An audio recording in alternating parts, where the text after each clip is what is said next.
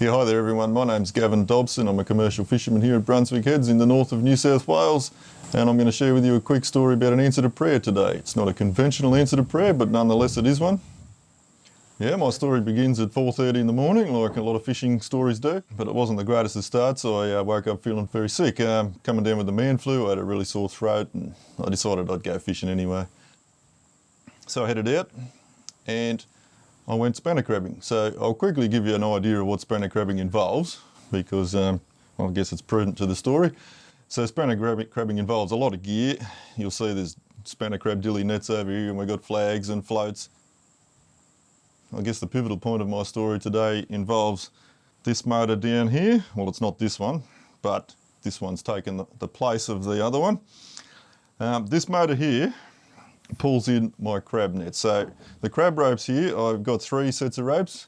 Each one's 650 metres long, and they lay across the floor of the ocean with a crab trap every 50 metres.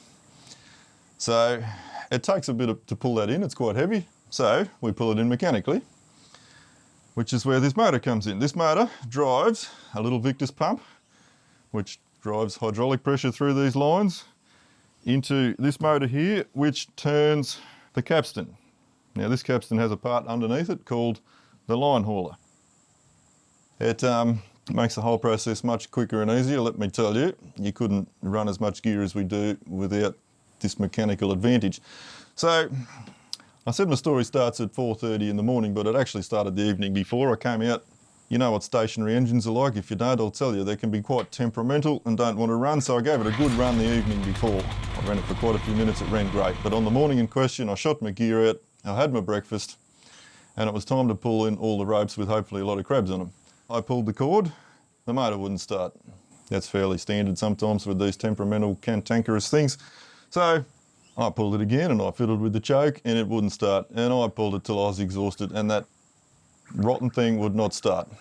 So I got the tools out and I broke down the carburetor and I tinkered with a few things and put it back together. It still wouldn't start. And by then I was already exhausted and I'd had it. And I knew I was going to have to pull these ropes in by hand. You can't leave them there. Now it can be done, but it's a seriously hard job. Very physical, very hard work. So I thought I'll have one more try. And I decided to have a prayer. So I said, God, I need this motor to start. I'm going to pull the cord one more time, only once, and it'd be great if it started. And I had the thoughts of Gideon going through my mind. He tested God out and all these things, and I've got a bit of a sense of humour with these things too. I don't mind trying things out. But God's got a sense of humour too, don't worry. It's something we often discuss in our church. So I pulled the cord one more time, and guess what happened? Well, you're probably thinking the motor's going to start, aren't you? Well, it didn't. It even got worse than that. The cord broke. Now, I hope this isn't sacrilegious in any way, but it's exactly what happened. I held the cord up to the sky and I said, God, that's not funny. Anyway, I had to pull the ropes in by hand. Well, you wouldn't believe it. The wind dropped right off. The ocean flattened off. I felt completely energised. I pulled in all these ropes by hand like I was Superman. I stacked everything on the deck. I had a nice lot of crabs to boot, so I'd made some money as well.